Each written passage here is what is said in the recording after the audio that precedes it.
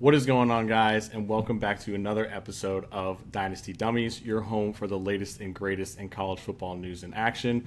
We're your hosts, Tony and Hunter, and we have a lot to dive into this episode, so let's get straight into it, with our first key point being all the coaching stuff that's going on right now, with the biggest one being James Franklin does get hired at Virginia Tech.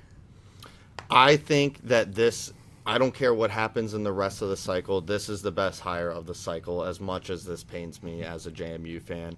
James Franklin at Virginia Tech, we have said it on this show, we thought that was the best landing spot for him and the best hire for Virginia Tech. He's a guy who is just in the college football semifinals and has a track record of recruiting the East Coast well, specifically Virginia too. This is a great hire for a program that prior to his hire, they had committed a new large financial investment into the athletic team, specifically the football team.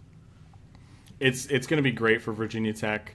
It's funny seeing all the people that are, especially now the Penn State people that are like, oh, if they're expecting a national championship, they're not going to get it and whatnot. It's just, sounds like they got a little sour taste in their mouth from it, and they're just a little jealous. But it is what it is. Maybe a change of scenery is what he needs to maybe possibly get over that hump. I mean, he said it himself. He was, possibly one drive or one play away from being in the national championship. Mm-hmm. So it's not like he didn't, do anything. He did some stuff there, although there might be some questions about him getting it done on the big stage. But, maybe this is his chance to kind of get that fresh start and just almost build from the bottom up, because we know Virginia Tech has just kind of been in the dumps a lot recently. So this is his chance to go in and just turn that program around and just get it back to that old classic Virginia Tech where, back to the Michael Vick days where it was just constant must-watch football. Think of Andy Reid from the Eagles to the Chiefs, a guy who had immense success at his first stop, but just could never get the big game under his belt. Who knows, could be a situation like that for him where he comes to Virginia Tech and really flips this program. Because if he gets Virginia Tech back to 9-10 win seasons every year, the fan base is already showing up. They'll continue to show up. So this is a home run hire of this entire cycle for me. Absolutely. And another big coaching on the coaching front here is we got Mike Elko signing an extension with Texas A&M, making him a top 10 highest paid coach.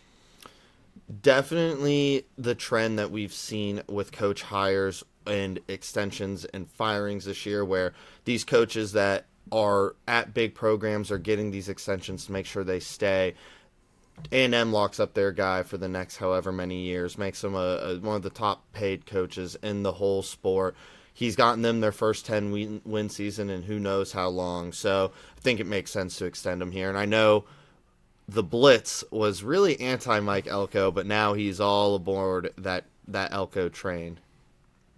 I mean, he's for good reason. He's got that A&M team kind of flying. We all thought that they got fraud checked this past weekend, but they edge it out and they get the comeback. A good comeback nonetheless. I mean, that's 28 points, I believe it was. I mean, preseason 13 South Carolina. That's impressive. I mean, you gotta give it to him. So, but my only question of this is, with this being his first season of true success, is this possibly, kind of like has a filter over it just because he's having success right now, sort of thing. I mean, I could be wrong. He could keep this going, especially if they make a deep run this year. And if they can win the SEC, that would just make it all worth it right then and there. But if he can keep this going, for the rest of this year into next year and possibly the next one, then I'll have to bite my words. But we'll have to see if this pays out. I think it could be a little bit of recency bias here. Seeing as how this is his first Texas A&M's first 10-win season, and God knows how long the 8-4 merchants. So. Who knows? I think it would be good for the sport if he continues to do what he is doing. Just make that much more competitiveness in that quote unquote best conference in the SEC. Even though they had probably the most coach openings, so maybe says a lot. But we'll see nonetheless how this turns out. But another big coaching storyline coming out of the SEC is, of course, Lane Kiffin himself, and the whole debacle that's kind of going on right now with, is he staying? Is he going? He's apparently been given until the Egg Bowl against Mississippi State on November 28th to reach his decision on either Florida, LSU, or staying at Ole Miss. Apparently his family has taken a trip down to Baton Rouge, and he took a trip to Gainesville. So definitely scoping out these SEC openings. We knew that Lane Kiffin was going to be in these conversations. It was well known. He's an extremely influential guy within those circles. But we've been on record as saying that why leave Ole Miss when they have considerably upped their commitment to you? You are winning now. You're on a playoff heater right now.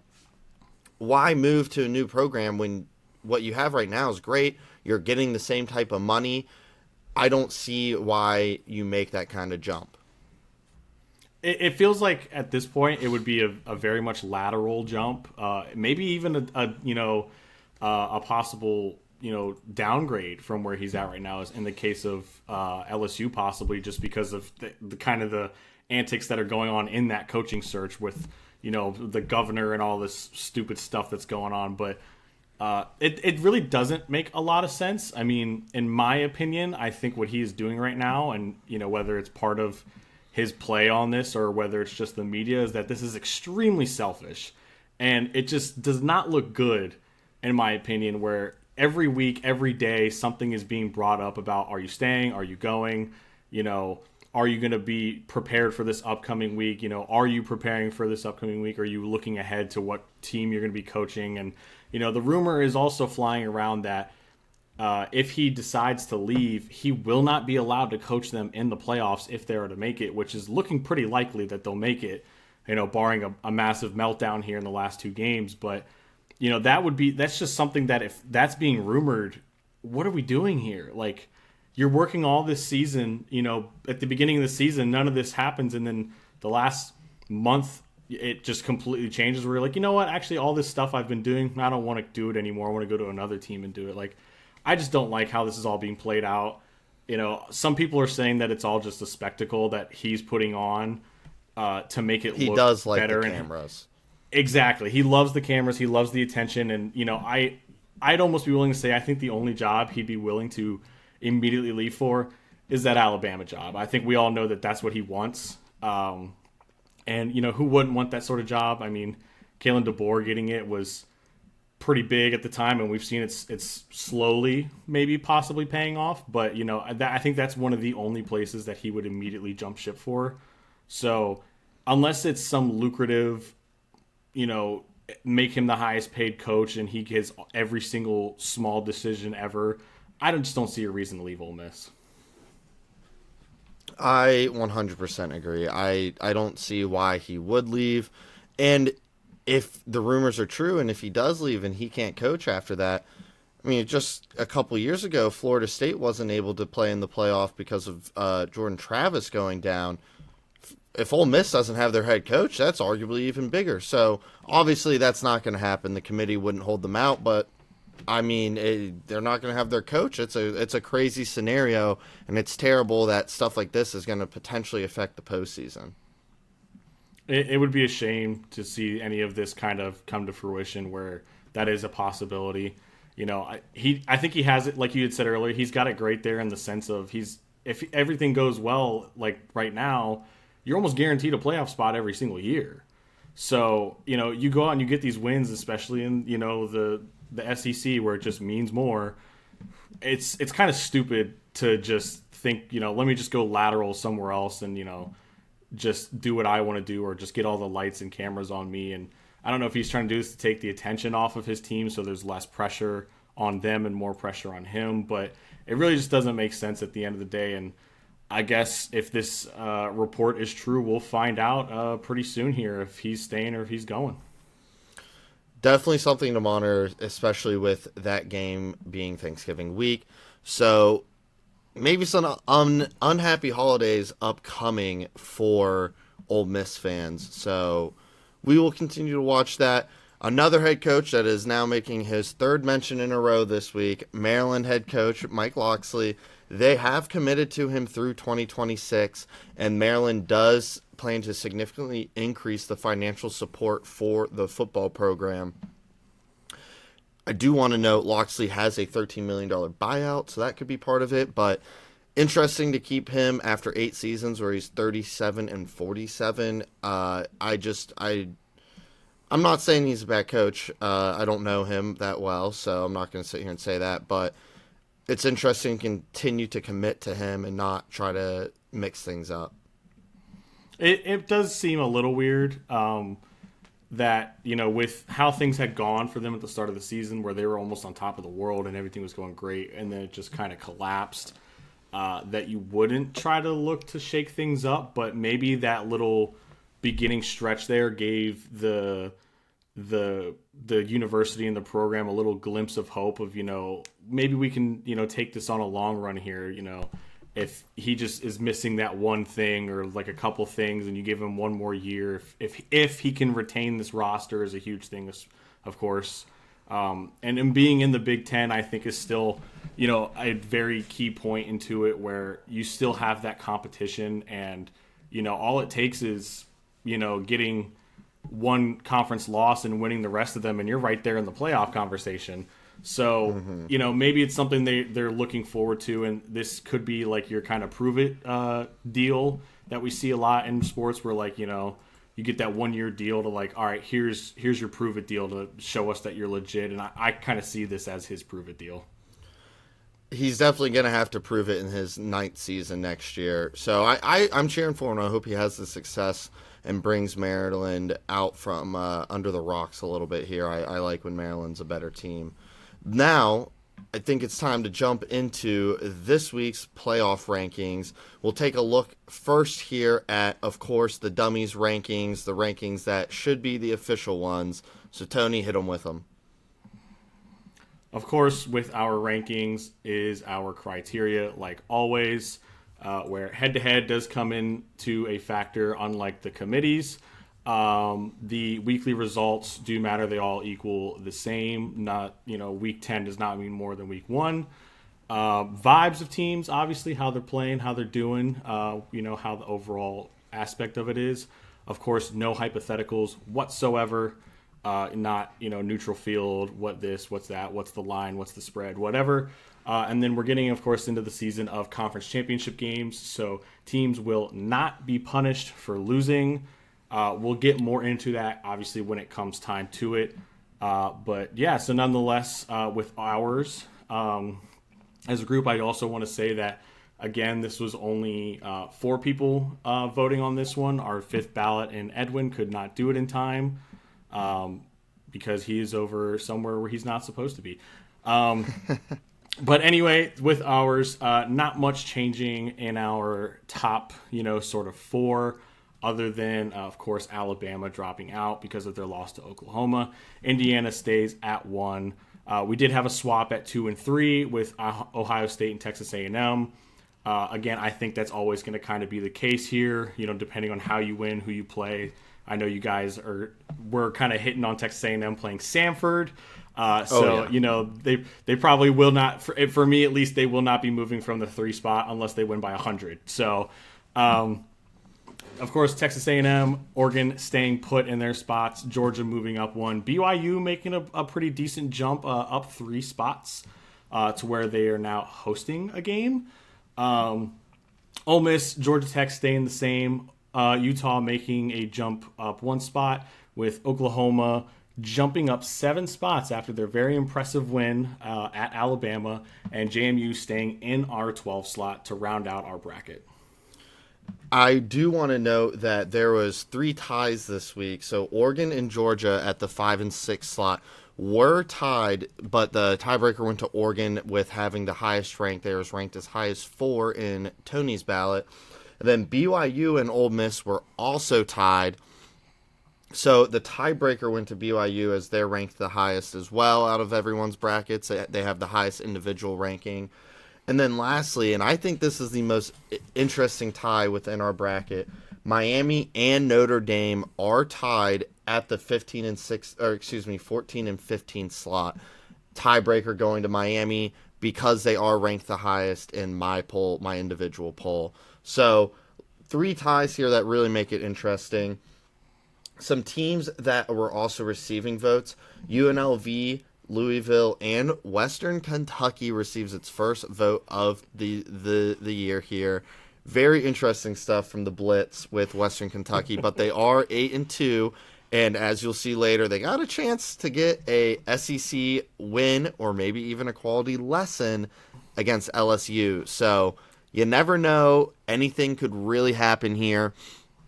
I think it is awesome in this poll, the correct poll, that JMU is sitting here at 12, though. That's how it should be. Maybe not as high as 12, but them still being our highest ranked 5th champion here. I think me, like we had said last week, I think me and you have them at their most realistic ranking and probably real ranking. With them being 15 and 16, I believe we had them. Mm-hmm. So I think that's the most realistic part of it with JMU, and they would still be in that top slot or that 5th champion with us regardless. Of course, our first 2 out being Alabama, with them dropping 7 spots to 13. And then Miami also being one of the first 2 out, jumping up to 14. And like you had said, tied with Notre Dame. And when I was filling out these our group rankings and I saw that they were tied, it was kind of funny to me because me specifically, I'm like, well, I'm giving the tie to Miami because they have the head-to-head. Mm-hmm. So that was my first initial thought.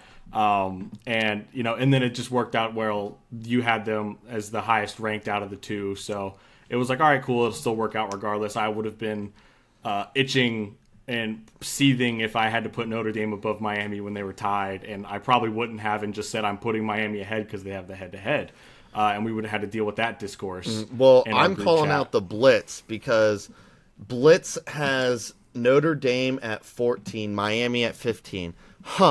Would be nice to know who would win on that hypothetical matchup. Oh, wait. It's taken place, so I'm calling the Blitz out for how do you have Notre Dame literally 1 spot ahead of Miami when they've played head-to-head. It makes no sense. He might be part of the committee. And possibly. I mean, Cody has Notre Dame at 13. He only put Miami up to 18. Didn't give them a lot, but I think they deserve to be higher than that. They've definitely looked better in the last couple of weeks, and I think they deserve their flowers, and that I think they're starting to realize that what's at stake here, and that realistically their best way to get in is that at-large bid, because it's not looking super likely unless there's a collapse in the ACC that they make that ACC championship game. So they know that their best chance is probably that at-large, which would be somewhat surprising seeing how the committee is doing things like we'll get into shortly here. But an ACC getting an at-large is almost just like, wait, what? In today's day and age, no way.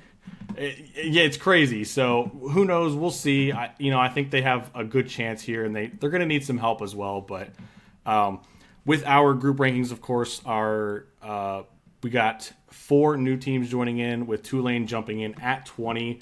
I think most of us had them in that range. And then Houston jumping in at 22. Navy making its way back in after an impressive win to 23. And then SMU jumping in at 24. And Texas dropping all the way to 25 to round out our top 25. Navy, I was the only one not to rank Navy. They are my next team in. They were right on the cusp. I just couldn't do it. I kept Louisville and Texas ranked. I thought, I had Louisville ranked at 16, so I didn't feel like dropping them was necessary all the way out. Put SMU in my rankings, but looking back on it, I realized I should have Wake Forest ranked because they do have that head-to-head win over SMU. So I might have some course corrections for us next week. But, I have North Texas and Tulane. They're neck and neck, just like that's shown here in our rankings. They're really close for that American slot. And Miami, I think, is going to be taking huge steps within our poll. That Louisville loss did sort of free them up in the sense that they don't have to stay behind Louisville in a lot of our eyes because that head-to-head win that Louisville had over them, that third loss by Louisville was clearly enough to prop Miami back up. And for me, in my personal poll, they did take a pretty big leap up to 11 for me, like you had mentioned. Yeah, I mean, it's interesting to see how most of us are handling with, some of the teams losing that have that head-to-head. For me, I had Louisville at 15, and they dropped out completely. And they were definitely holding back JMU and Miami in my personal poll. But, with how some of these head-to-heads are looking and how us as a group are doing it, when a certain team drops out or, just drops drastically, how much is that going to be a handcuff towards them? Most of us had SMU jumping in and, they beat Miami too. So, does that possibly create another handcuff for them if, SMU were to jump up and get in? Because they can still sneak into the ACC championship game as well. So that could also be a potential, blockade for Miami. But we'll have to see, because it's going to be a lot of interesting games coming up with every conference at this point where it's getting to the nitty gritty of some of these at-large bids, and we're going to find out who has enough to really sneak in. And I want to call out, before we jump into the official playoff poll here, the most interesting matchup of our bracket, round 1, Utah traveling to BYU, Holy War Part 2 if the playoffs started right now for us. That to me is just a coincidence matchup. I don't think the committee would do that because they would separate these teams. They don't want conference against conference. But in our poll, whatever happens, happens. And that is an insane playoff game. I could only imagine how rowdy as they can get, BYU's crowd would be going. It would be probably the best, playoff game to ever happen, possibly. Having the Holy War in the first round on campus would be just ecstatic. I mean, having Utah go to BYU again this season, but the stakes are 1,000 times higher, it would just make it just pure cinema and must-watch TV. And I would wish that something like this would happen in the real playoff, but like you had said, the committee's probably going to try and divvy up some of these same conference teams so that we don't have those repetitive matchups. And maybe we could sneak in a rematch of an earlier game, like a possibility of like an Oklahoma and Alabama playing again.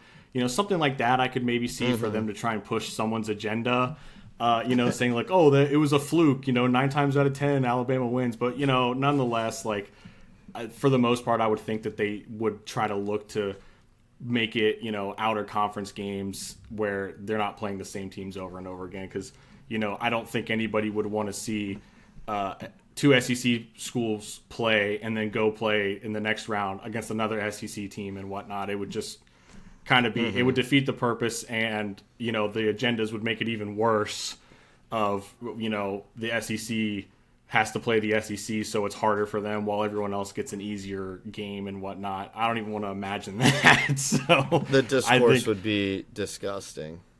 Twitter would be on fire if SEC teams played nothing but SEC teams on their way to the Natty and then lost, especially if they lost. But, last year the SEC did not do good in the playoffs, so we'll have to see how it turns out, like always. And speaking of that, we're going to jump right into the official college football playoff committee rankings and what they decided to release on Tuesday evening.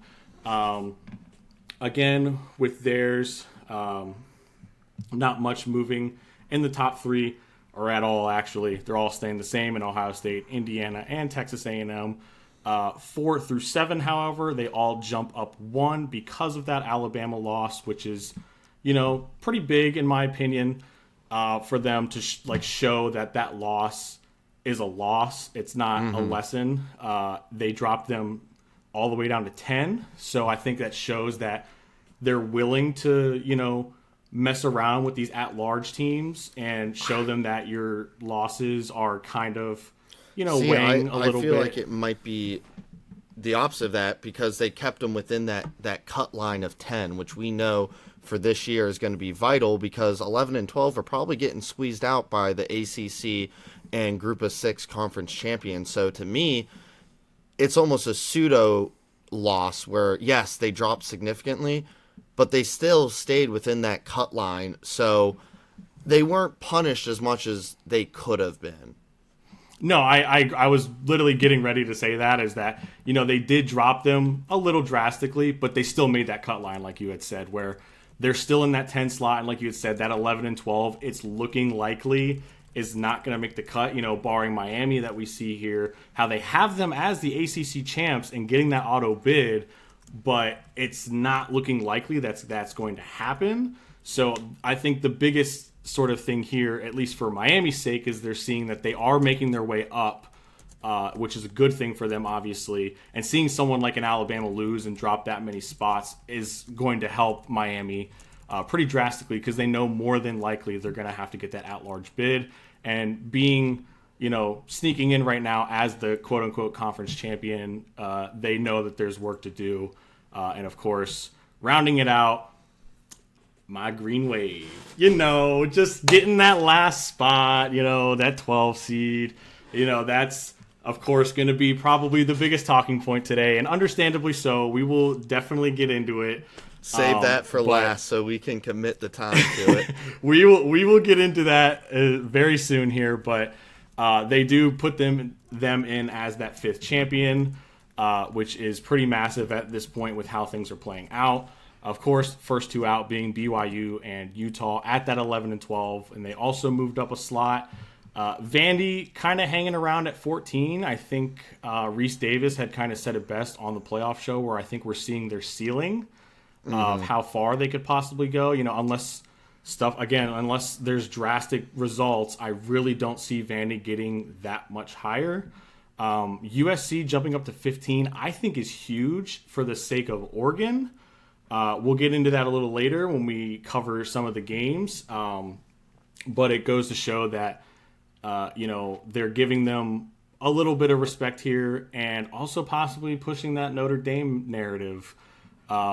Georgia Tech staying there at 16, even though they are technically first in the ACC standings, but they're not giving them that automatic berth yet. Texas dropping 7 slots to 17.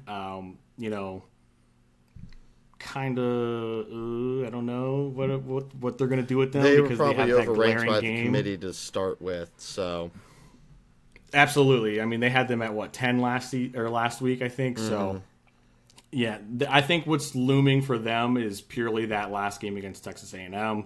If they win that game, do they find a way to sneak in? I could see it. So I don't know. They're definitely a team that I could see them trying to push in there. Michigan, UVA staying put at 18-19. Tennessee, again, hanging around. Don't know how they're here at 20. Really doesn't make a lot of sense. Again, I think pushing some of these, ranked it's wins. It's the same thing with Tennessee. Narrative. It's the same thing with Tennessee and Mizzou. They're ranked to be props for SEC statistics to say, look at all these great wins. Tennessee and Mizzou haven't beat a team with a winning record this year, but they're sitting here at 20-22 solely because of the badge that's on their chest being the SEC. And then, you have Illinois, Houston, and ASU rounding us out too. I think Houston deserves to be here. Illinois, debatable. They did beat USC earlier this year. They definitely have a better case than Tennessee and Missouri, in my opinion. I would agree there. I think Illinois definitely has a better case. I didn't think they would jump that high, honestly, that quickly, jumping up to 21. I know a lot of the lower end teams lost this past week, so it kind of made those last 5 really kind of pick and choose here. It almost seems like they're kind of drawing names out of a hat, honestly, sometimes. It's crazy. And these teams replaced Louisville, Iowa, Pitt, USF, and Cincinnati, who all obviously lost. 20 through 25 all lost. That is honestly really crazy. Very crazy, and makes, it almost makes it where, like, it's just hard for those last 5 slots are really going to be very interesting come down. I know it's not going to mean much come playoff time and bracket time, but it could play in for those teams in the bracket. And this team's ranked now, so that gives a ranked win for Alabama or for Oregon or for whoever. So it's gonna be interesting how these last slots come down. I think, of course, the biggest takeaway for me is this Notre Dame story, or this Notre Dame kind of thing where it doesn't make sense. And hearing the explanation of why it is like it is makes it even worse.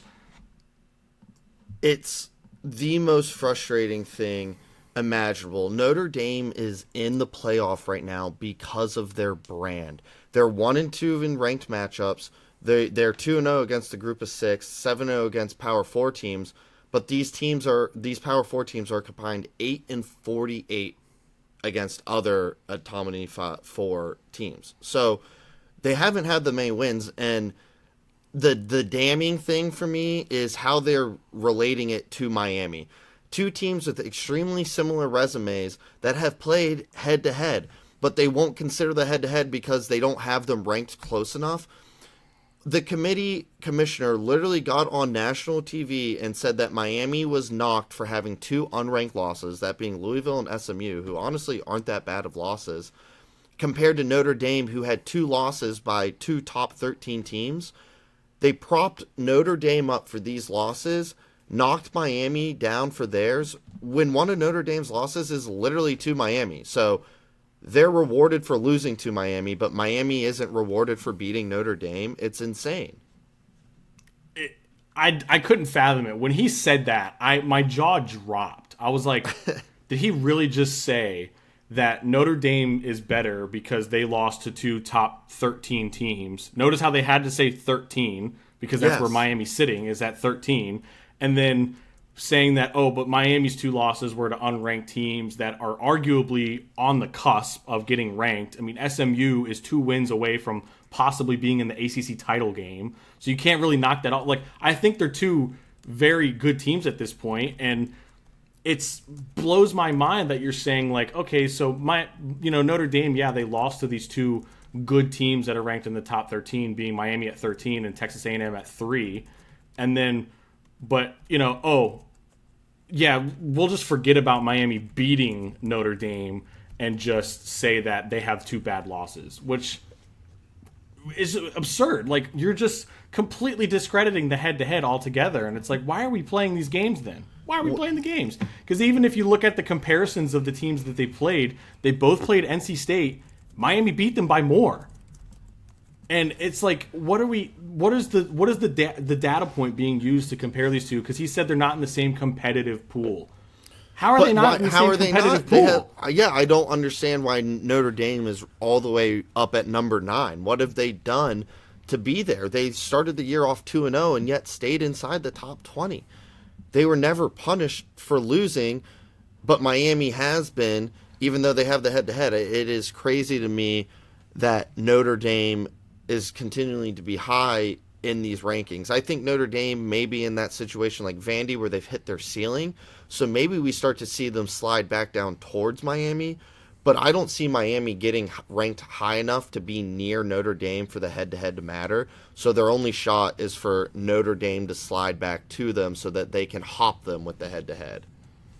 Yeah, I think their best chance is Notre Dame sliding somehow, whether it's, teams below them possibly moving up, and, or maybe, all it takes is Notre Dame to lose and they're gone. Hopefully, you would think, but unless it's they lose to a team that, beat Miami, then they'll prop it up or something like that. So I don't know. It makes 0 sense at this point and how they're doing between those 2 teams specifically, where the head-to-head is not doing anything at all, where, for some other teams, it is weighing in a factor of who they have lost to, who they've beat, and it just doesn't make sense. And I think it's funny, I saw a tweet saying that with the new playoff committee chairman that this was their chance to stop doing the calls afterwards, at least the live video call, because all it does is make things worse, and just it paints it an even worse picture where we leave with more questions than answers and are more confused, and it takes the whole week to try and decipher it, and by the time we're done deciphering it and possibly, being like, I kind of see this point and maybe this point, but not these points and these points. And by the time we're like, okay, we can kind of decipher it a little better, a new one comes out with totally messed up things, and then their reasoning comes out, and it's like, okay, now we're back to square one where we don't even freaking know anymore what's going on and how these teams are getting what they're getting. It highlights how the committee is so inconsistent with its criteria. I do not understand why we do not use the BCS-style computers to rank teams so that you don't have the bias. The committee has inherent bias. If you look at how they're ranking teams, it changes from which matchup they're looking at case by case. Oregon, for example, the chairman said that their strength of schedule was overlooked in a sense because they have a top-rated offense and defense, and we'll get into this shortly.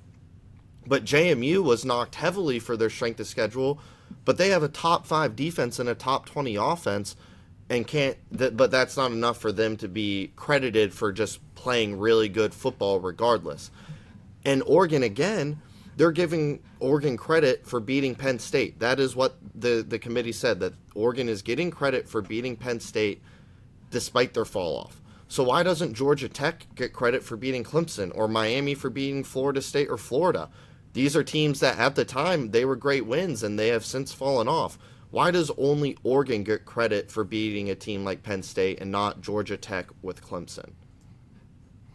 It's making very, very, very, very little sense when you say that. Like, I had a tweet I was going to bring up, for example, from Nicole Auerbach, I believe is her last name, of saying that Oregon is still getting credit for beating Penn State despite the fall off, and then going on to say that it hurts Virginia that Louisville has fallen out of the rankings and that it's one of their best wins. And it's like, you just went on both sides of the coin there and said that one team is getting credit for a team falling off and another team is not getting credit for a team falling off. So it doesn't make a lot of sense there when they kind of go backwards in the sense of trying to explain things. Like I said, it makes it so that there's way more questions than there is answers at the end of the night. And even with the media call afterwards where they answer more questions, it still doesn't do much, where we're not getting well thought out, consensus on why stuff is being done.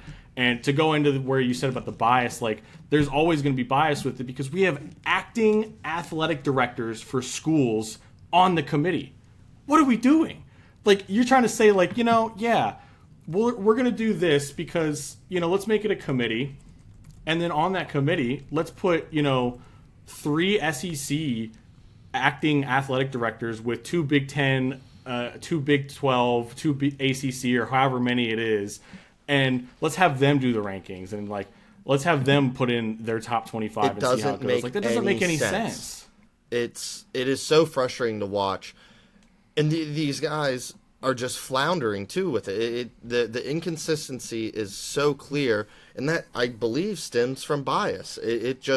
They will spin the web of whatever story they need to tell to fit the narrative. I think BYU and Miami are the 2 teams that are getting the hose the most because of this committee. Miami definitely because of this head-to-head win against Notre Dame. But if you compare BYU's resume to Oregon and Notre Dame blindly, I think most people are going to say, this resume's the best. And then they're going to realize it's BYU and say, I don't know anymore. BYU has a really good resume compared to some of these teams that are ahead of them, but they're not being rewarded for it. Their only loss is to Texas Tech. Besides that, they've played some great football, and these teams are just, the inconsistency is unfathomable, and I think we're going to continue to see that when it comes to these conference championship games, because they also said that conference championships games will just be a 13th data point to compare to other teams, which really scares me. It absolutely scares me. When I saw that when I heard him say it, on the show, and then I saw us, put it in the notes here, I immediately thought this is going to be used against teams. They're 100% going to use it against them, and people are going to get punished. And it's going to lead to a diabolical domino effect of how they're going to do this if a team that's in, let's say, for example, the Big 12 right now, where you got BYU just sitting on the outside, Texas Tech is pretty comfortably. If BYU wins the Big 12, do they possibly knock out Texas Tech for that? And if they do, that just creates easily the biggest controversy ever, because at that point, what's the point of making the conference championship game? No, I'm not going to go to it if I'm going to lose. Look at a team like Georgia right now, where they're the highest ranked at large, and they could possibly get 2 byes, where they get the bye in the playoff, and then they don't play in their conference championship game. That's very much a possibility. They're incentivizing not making the college football, they are incentivizing not making your conference championship game, which is terrible. Personally, the solution to this is removing the solution is removing the conference championship games and making 9-game league seasons. To me, that makes better. And then you can expand the playoff. You don't have this extra week. It just doesn't make any sense to me where you have a system where, if you win your conference, you get the automatic bid, but you're also set up to potentially drop. I think the Texas Tech BYU is the perfect example where, let's say BYU sneaks into that 10 spot, but then they lose the conference championship game. Do they drop out of the playoff and be punished for being one of the best teams?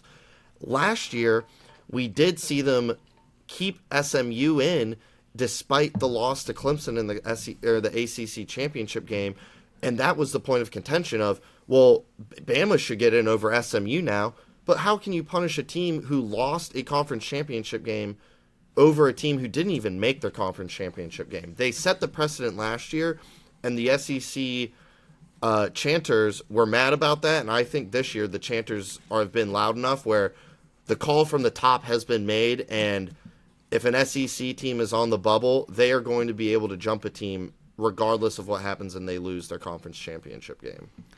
Exactly. And like you said, they had set that precedence last year with the SMU Clemson ACC title game. And if they don't continue it, it just goes into the inconsistency of it where, we did see SMU drop, obviously, but they didn't completely drop out. I mean, to have a team completely drop out for losing an extra game is just ridiculous.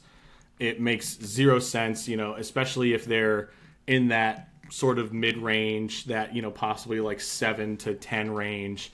If something like that happens, I don't know, it could spell the end of everything we know and love of college football, because it would just create the worst possible outcome for a bunch of these teams. And I know the team would get the short end of the stick here would probably also raise hell and just be like, what did we do wrong for getting an extra game? Our team's good enough to compete for our conference championship game, and because we fall short, we're now being punished like we just lost to a D3 school. It doesn't make any sense.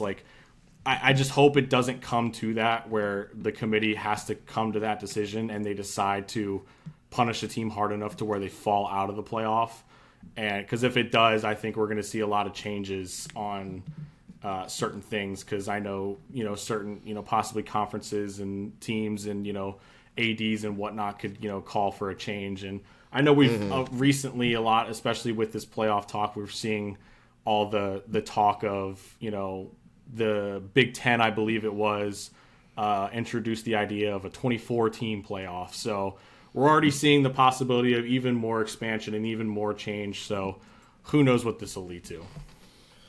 I think what we've been wanting to talk about the most here is this 5th conference championship slot. As you noted, Tulane got the nod this week, which has just enraged me and my JMU comrades.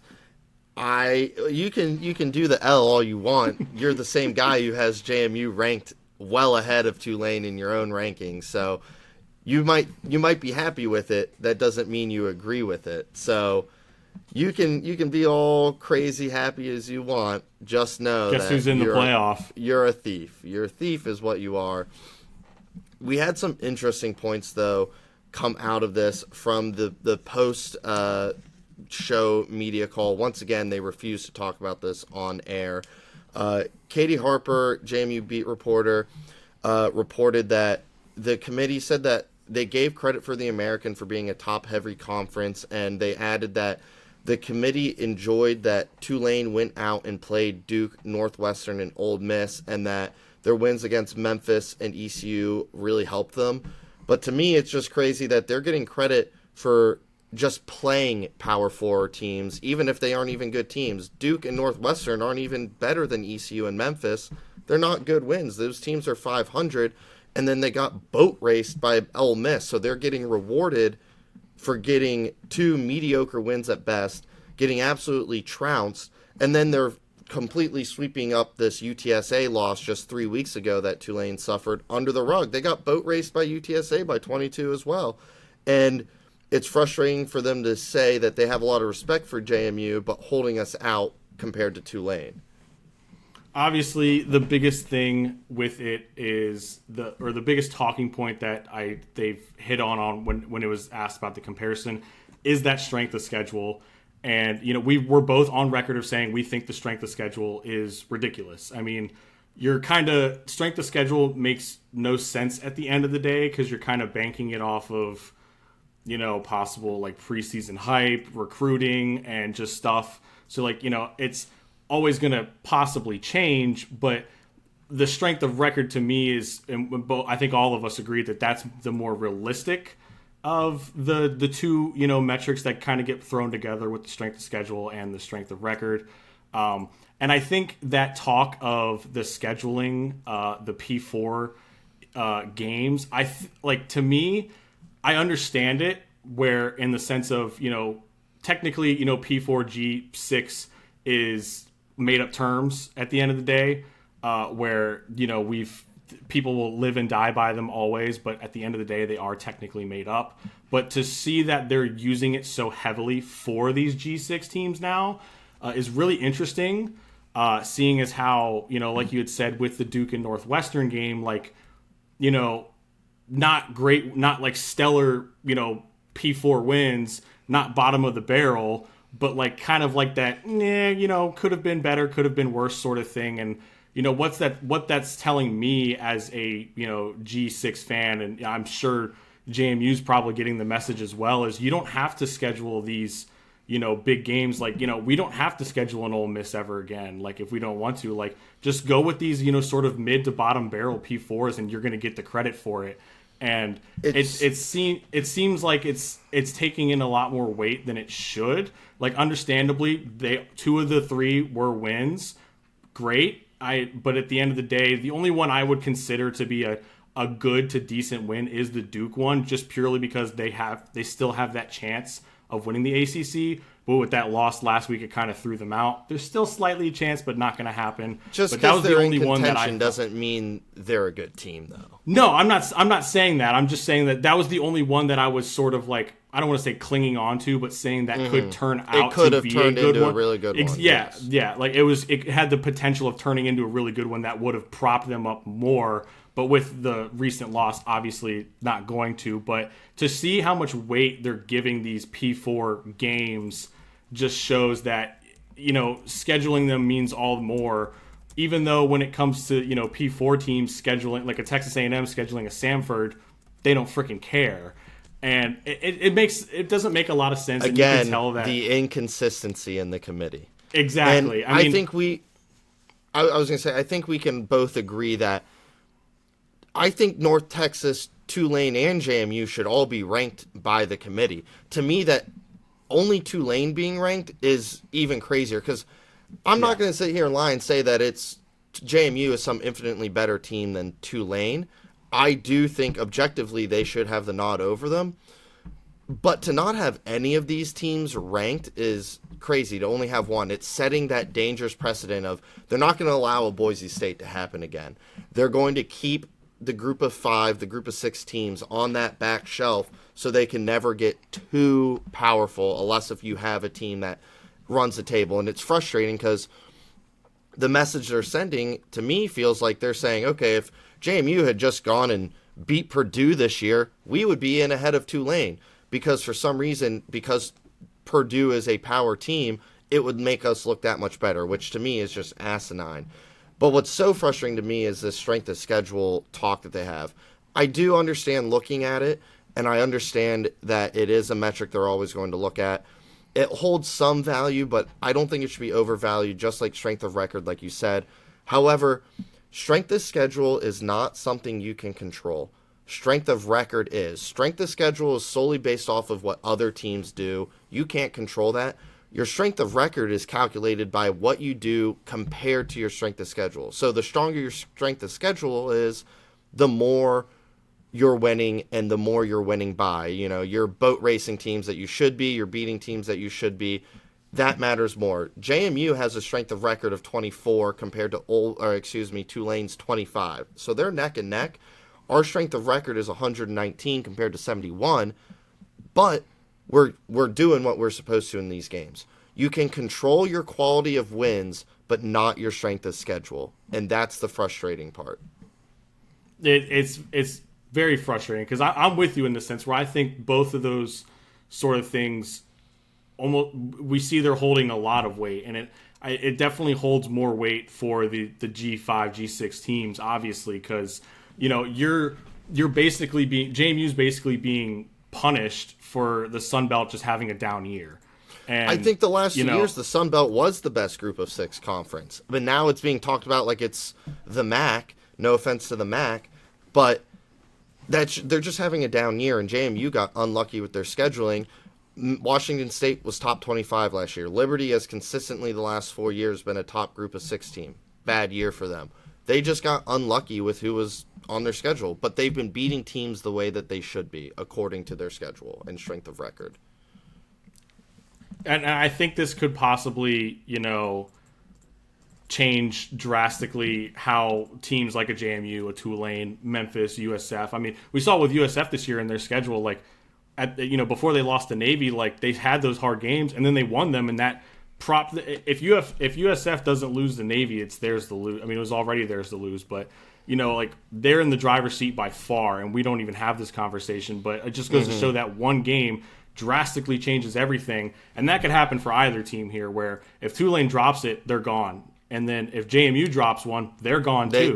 So it's gotten to that point now where with the G5, G6, where it feels like you almost have to go damn near undefeated to have any sort of slight chance of getting that consideration above a team. Because like a team like a JMU, if they were undefeated right now, I say they're in. I would probably say that they are in. They would 100% be in if they had beat Louisville. And we saw that with Boise State. I mean, Boise State obviously last year they lost early to Oregon in a 1-score game on the road, and then just ran the table after that. And Oregon obviously winning the Big Ten helped Boise State that much more. So like in the case of JMU, where like now that loss is to Louisville is starting to sour. Yeah, exactly. Where the committee's going to look at, they're punishing UVA for the Louisville loss. I guarantee they're doing the same thing for JMU, and I agree. It sucks to see that it comes down to that.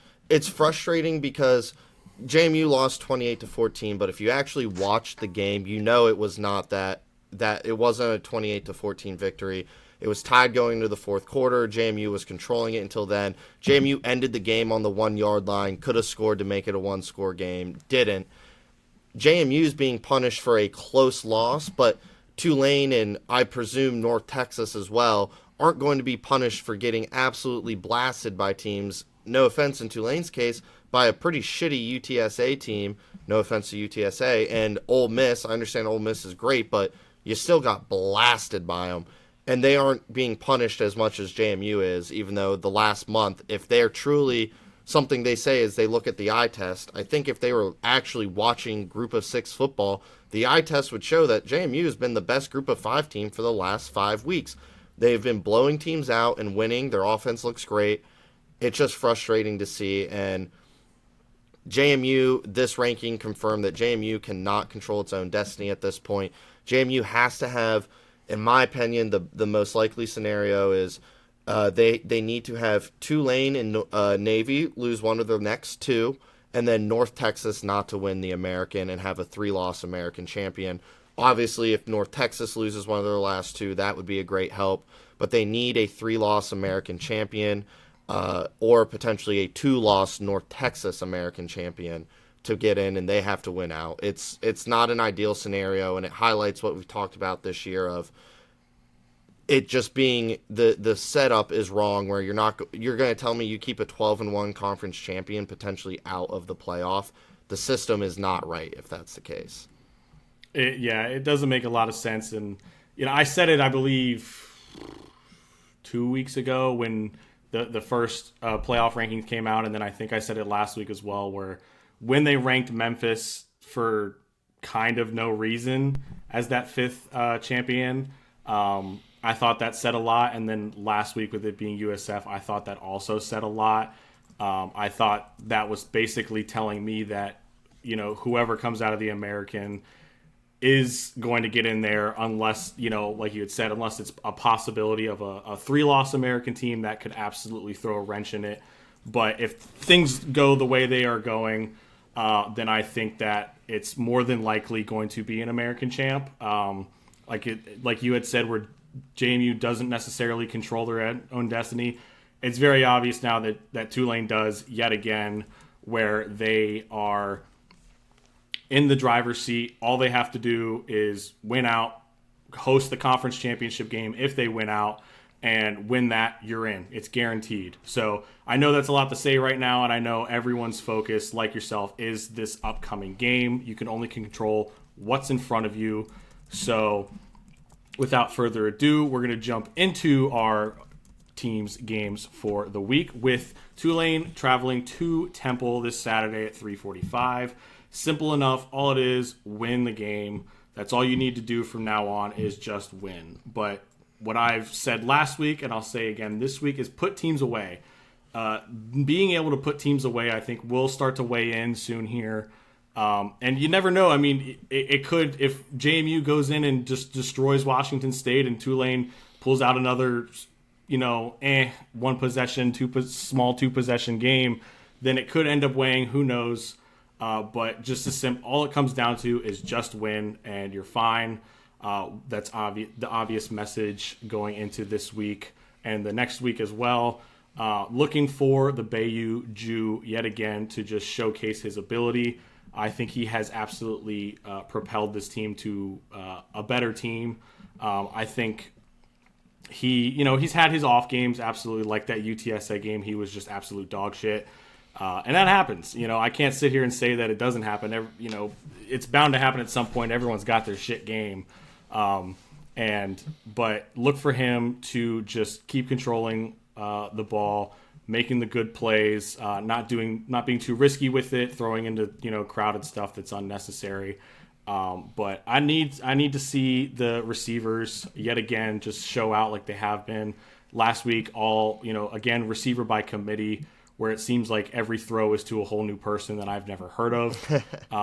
But it's great to see that, they're not trying to focus in on one person and force the ball to them. Every quarterback has their, safety cushion, and I think Jake Rutzlav's is probably Bryce Bohannon. It seems like he's always there for those third down situations where you need that first down, and somehow he pops up and he's got the ball. But it's something that is going to be very key is of course, controlling the game, not turning the ball over, maybe force a turnover too, but also scoring in the red zone. Still need that as always. You have to convert in the red zone. 7 points is better than 3, but 3 points is better than 0 points. So I'll take, I don't mind the occasional go for it if it's necessary, but I've always been sort of a take the points sort of person. But it's simple, yet again, just win the game. Well, we are going to be enemies from here on out because I am a big Owls fan. I'm a big whoever Tulane is playing fan right now. But JMU is going to be hosting Washington State Saturday at 1 p.m. for the first ever officially sponsored Marvel Day. It should be awesome. I'm actually going to be there. It's going to be a great time. JMU has a great game day atmosphere. But the message is the same. Like you're saying, just win. We got to go 1-0 every week, and we have to keep blowing teams out. If JMU wants a shot, 1-0 each week and just keep pounding teams until there's nothing left. That's what she said. Chances are that chances are that it's not going to be enough, though. We're going to need help, like we talked about. But JMU's look great. They need to keep winning. They have a chance to get their first real Sun Belt title this year. We're already locked into the title game. We have a near 99% chance of hosting that game, which I plan to go to as well. So the goal right now is go 1-0. Let's win the Sun Belt. We've been robbed of potentially winning it 2 times because of the stupid transition rule from FCS to FBS. So let's do it this year. Let's certify that we're the best team. And it's a chance to get our second 10-win season in 4 years at the FBS level, which is just insane. I'm looking forward to it. It's going to be an incredible atmosphere. JMU sold out all 6 home games this year. Going to sell out that conference championship game, knock on wood, should we host it. I am bummed that game day passed on JMU. And honestly, I'm not necessarily bummed about just JMU, but game day had a chance to grow the game, but they didn't. I'm okay with not having game day. We don't have the distraction. We just need to focus on winning. But they had a chance to go to SMU, to Cincinnati, hell, even Montana versus Montana State. I think that would have been a great one. Instead, you just go to Oregon for the second time in 13 games. You just can do better. It's upsetting to see stuff like that where they get a chance to maybe do something cool, and it didn't have to be JMU. I would have liked it to be, but they just have a chance to do something better, grow the game instead of just going to their brands. But here we are, per usual. You know, when I had seen that there was the potential, rumor of them going to Harrisonburg for game day again, I was like, oh, that would have been pretty cool. I think you would have had a better chance if it was App State this week, yes. Seeing as how, there's that embedded rivalry, and the last time they went there, when you guys hosted App State as well, and unfortunately lost that game. I think if Wazoo had even had a winning record, if Washington State absolutely, had just been 6-4, they're 5-5. They're supposed to be better, but it wasn't meant to be. The focus is just let's win. Yeah, absolutely. I mean, especially for our 2 teams, it's just simple win and let it work out. And in JMU's case, they might need a little help, but still a lot of football left. 2 very important games left in this season, and in those 2 games, so much can change. So we're just gonna have to wait and see. But speaking of games, we are gonna jump into our must-watch games of the week. Like you had said last week, we pick 1 from each P4, 1 G5, and then there is 1 of our choosing where maybe just a nice matchup or a decent matchup. Something we like, yeah. Just a little something. But first one here we got is, like you had said earlier, Western Kentucky, who did receive a vote in the Dummies poll, traveling to LSU Saturday in prime time. Western Kentucky's quietly 8-2, and if enough chaos happens, they could sneak in with a playoff, with a win here. Excuse me, they're quietly 8-2, and it's possible that they could sneak into the playoff with a win against LSU. But it would be extremely embarrassing for the Tigers to lose to Western Kentucky at Death Valley. Western Kentucky's sitting there on the outside. They definitely are in a position like JMU where they need a lot of chaos to happen, except they need even more. But if they get a solid win here, who knows what could happen. They're playing great football. So really interesting game here that could actually have some really big playoff impact, which is something that you see with the 12-team playoff that you just didn't before. Absolutely. I mean, it's funny, when I was doing my rankings, I had filled out 1 through 23, and I needed 24 and 25. And I was scrolling through looking at different teams, and I saw Western Kentucky at 8-2, and I was like, maybe, do I possibly throw a wrench and just put them in there for fun? But, I kept to it. I put in some 3-loss teams that look pretty decent, minus Texas. I mean, they're probably on their way out, but Blitz did give them their chance, put them at 25, and I gotta respect it a little bit. And I'm with you in the sense of, if Western Kentucky can get this done on the road, you gotta have them in that conversation. I mean, a win on the road to an SEC team nonetheless, and albeit a pretty lackluster LSU team, but a road win to the SEC would probably be pretty impressive in the committee's eyes. It definitely would weigh heavy for them.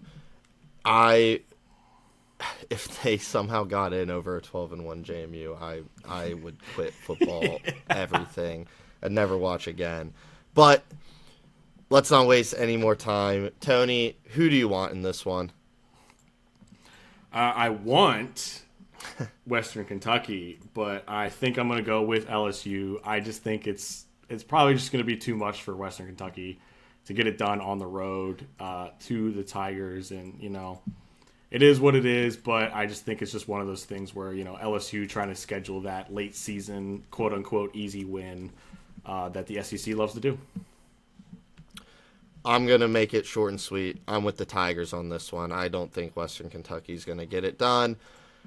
If the upset happens, it'll be awesome, but I worry that everything's against JMU at this point. But looking at this next game, a classic Big 12 showdown in the SEC.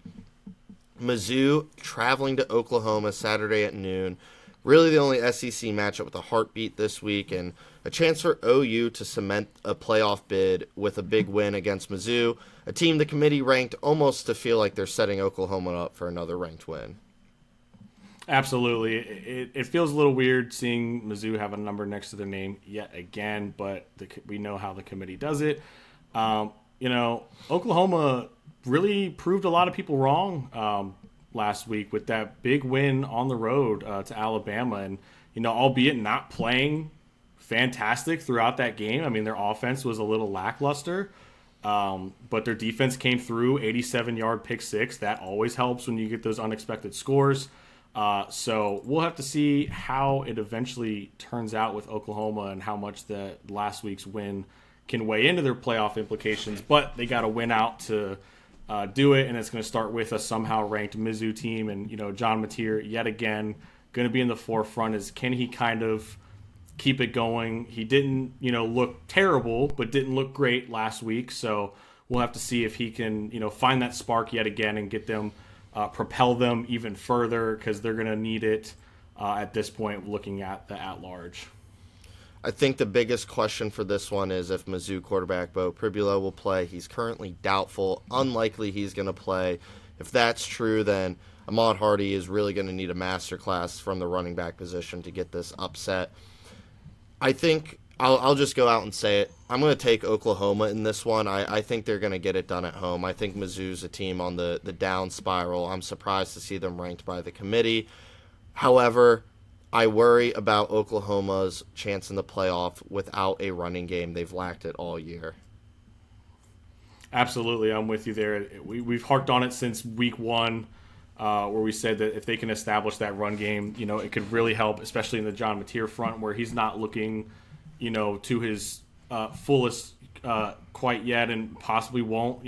Still think he came back early, but I'm with you there. I think Oklahoma's going to get it done.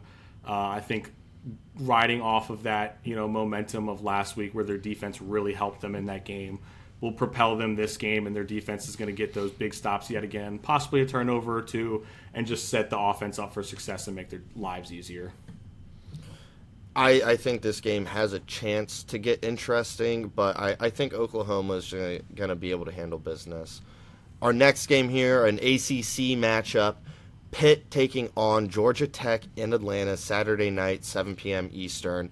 Despite that Notre Dame loss, Pitt obviously is still in the ACC title game. They said it. Their coach said it last week. That game didn't even matter for their playoff chances. So they are still in a position where if they keep winning, they can still win the ACC and make the playoff here. Absolutely. I mean, Pitt is very much right there, and this game will change a lot. The race for that ACC title game is very tight, with teams like SMU on the outside looking in. UVA is still there, obviously, with Georgia Tech, and there's still the possibility of Miami, obviously, but we'll have to see how it turns out. But I think this will be a big game for the implications on who is going to make it. I would say the loser of this is probably on the outside and not going to make it. And, I think this is a massive game for Georgia Tech, seeing as how where they are ranked right now, and they need to continue to win and make that title game to really have a chance. And it seems like that's the case for just about the entire ACC except for Miami, but for Georgia Tech specifically, where they have that chance where they know they can get that auto bid and I know that's exactly what they're going to be playing for. That's what they're going to have to do, and it's all going to depend on the arms, legs, soul, mind, and body of Haynes King, who is going to definitely receive the Dynasty Dummies Dog of the Year award. Made that award up right now, but we will be presenting him that by the end of the year. The guy's an animal. He has to will Georgia Tech the rest of the year. They play Pitt and then Georgia, so Georgia game, they want to win that one, but it doesn't affect their ACC title odds, so this is going to be a huge matchup to watch with massive playoff implications. Tony, who are you taking? With the implication of, how it's going to play out in the ACC, I got to give it to Georgia Tech. I think Haynes King is the certified dog of the year. He's the certified everything of the year because that dude lays it all on the line every single week. And he just shows that he is willing to do whatever it takes to win games. And I think Pitt, they're going to try and brush off that loss last week, but I think it's probably going to hit a little harder than they thought. Maybe it could help Georgia Tech a little bit, finding those little spots and those holes that could really propel them above them this week. And, being at home as well for Georgia Tech, I think gives them that slight edge. And I'm going to go with the boy Haynes King here in the home team. I love Haynes King, I do. But I'm going to go with Pitt in this game. I can't believe I'm saying it. I think they're going to be able to march into Atlanta and take down the Yellow Jackets here. Georgia Tech has not looked that great. They squeaked by Boston College last week. I think Pitt's been game planning for Georgia Tech for a while. I think they're going to come in prepared to beat them and really take a hold of an ACC potential title bid here. And I think for Georgia Tech, that's their nail in the coffin. They have to win every ACC game left on their schedule. But I think Pitt's going to get this one done. Sounds like you're just doubting Haynes King too much. I don't know. But our next game here, another big ACC game here with Louisville traveling to SMU this Saturday at noon. Of course, massive in the ACC race, like always, where it's super tight up top. And it looks like Louisville is sort of playing themselves out of the ACC race here with 2 back-to-back home losses to unranked teams. I'm getting the sense of some locker room frustrations from Louisville. I almost said post-fight press conference. I've watched too much UFC of late. In the post-game press conference, their quarterback Miller Moss was asked about late-game penalties versus Clemson in that massive upset last week, and he point-blank said it was a culture issue, and that's not a good thing when you're starting quarterback saying that. From SMU's perspective, they only have that one ACC loss. They're very much alive in the title picture and the playoff picture. So they have a chance to be what Clemson was last year, an ironic twist of fate where they're a 3-loss team early in the year and then they run the table, win the ACC, potentially make it. So they're going to need Kevin Jennings to continue to be that superstar for him and will this Mustangs team to victory each week. Yeah, it's going to ride on Kevin Jennings, I think, for the majority. He is going to have to play that superhero ball and just continue to ball out. But SMU, like you had said, very similar to Clemson last year. If they can get a win, here at home, there's the possibility of them, sneaking into that top 25, and would just kind of really throw a wrench here, and how the committee would see it. Maybe they put them in over Miami as that ACC champ if they're ranked. Who knows? But with all that being said, who you got here? This one's a tough one, but I'm going to go with the Mustangs of SMU. I think the home field advantage is going to be huge. I think Louisville looks like a team that's reeling right now. They do not look put together. I think SMU is playing with everything they got. I think they're peaking at the right time. So I'm going to go with Kevin Jennings really willing this team to victory. I think they'll handle Louisville at home.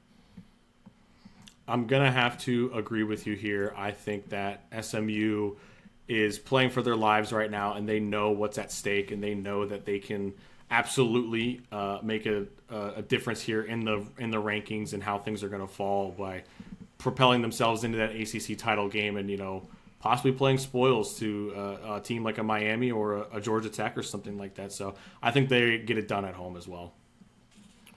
It's going to be a really awesome stretch of ACC games down to the wire. So, going to be watching this one closely. Just like this next matchup in the Big 12, BYU at Cincinnati, 8 p.m. on Saturday. Big noon kickoff is going to be here. Cincinnati has an uphill battle for the Big 12 title now that they lost to Arizona last week, and it starts with this game. While BYU has a chance to have a really strong win against a good Cincinnati team to really solidify their spot in the potential playoff. They're sitting at 11, so they need to win with style points. Absolutely. You know, with how things are falling right now for the Big 12 and knowing that they're in Texas Tech's shadow because they do have that head-to-head loss as well. But they also know that they might see them again in the conference title game. So they're going to look to try and, get that lock into that spot of the conference title game so that they have that shot of getting the auto bid and righting their wrongs that they did against Texas Tech. But it's not going to be easy. I think Cincinnati's still a pretty decent team. We've seen before that they're very much capable of winning these high-stakes games. And, for a while we all had them ranked, and they were doing very well. It just seems like they just falter here. But I think it's going to come down to, of course, yet again, my guy, Bear Bachmeier. That dude, yet again, still the craziest thing ever. I still can't fathom that there's a starting quarterback out there wearing number 47 and the fact that he's a true freshman. But what he's doing as a true freshman with this team just shows a lot, and that dude is legit. Hopefully next year he can get a better jersey number. But I think it's going to come down to his arms, his legs, and how well he can prop up this BYU team, because albeit, they're not a bad team whatsoever, but it seems like a lot of the time that they're almost contingent on how well he's doing with the ball and how the offense is going. So we'll see if they can, get it steady and control the ball well. I think from the flip side, from a Cincinnati's perspective, you got to look at quarterback Brendan Sorsby. He's got to put the team on the back for them to have any shot of making some kind of late season run here. Their chances of Big 12 win, title win, and let alone a playoff win are on life support. So he's got to come out and play. He's had streaks where he's looked really good this year, so he's got to get back to that form. And it's going to be that quarterback duel where who can come out on top, and I'm curious to know who you're going to take in this one.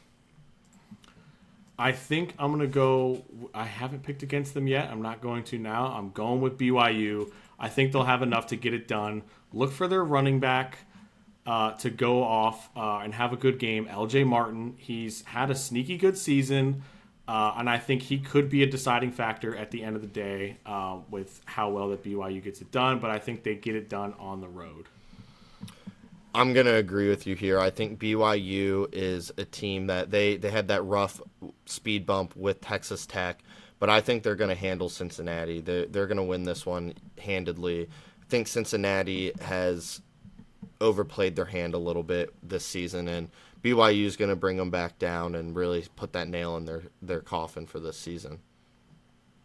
Absolutely, I could definitely see that. But without further ado, our final must-watch game with a classic Pac-12 matchup in the Big Ten, where game day will be yet again for some reason, is USC traveling to Oregon Saturday 3:30.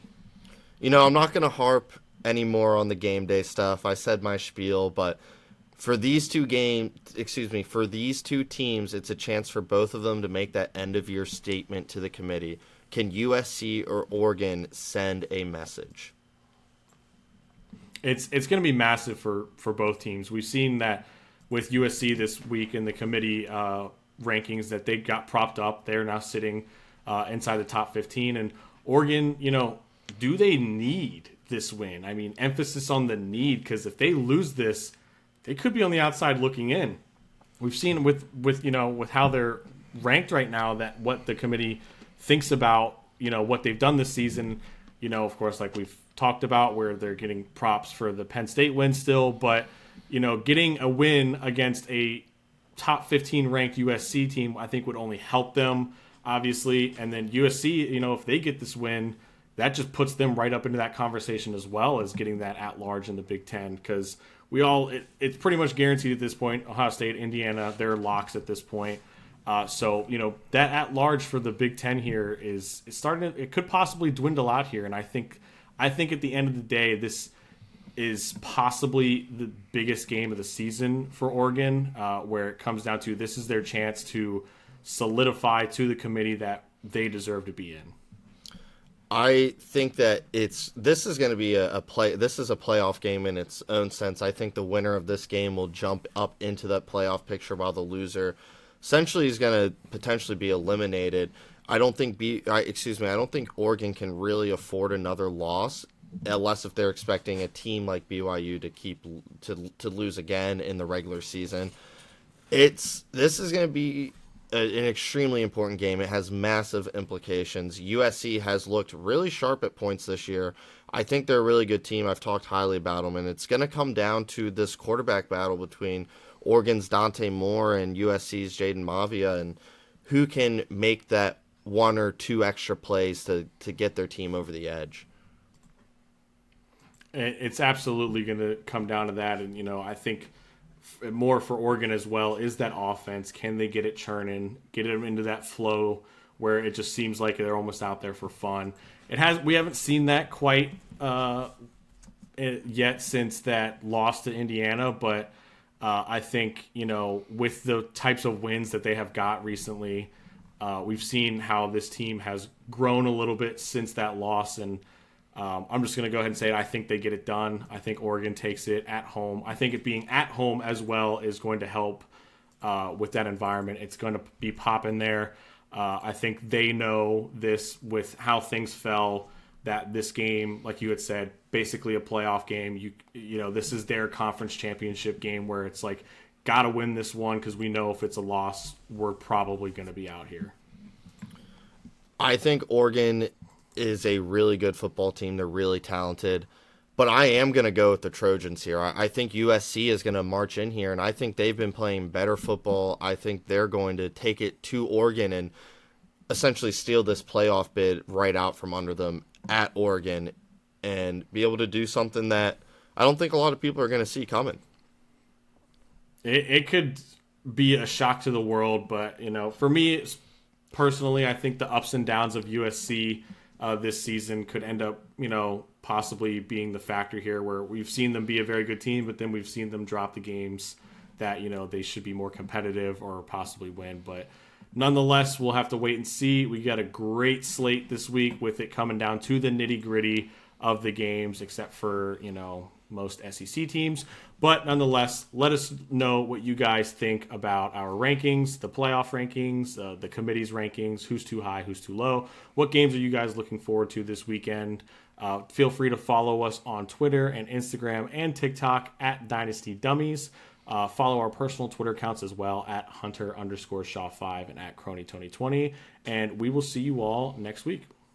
Good luck this week, y'all.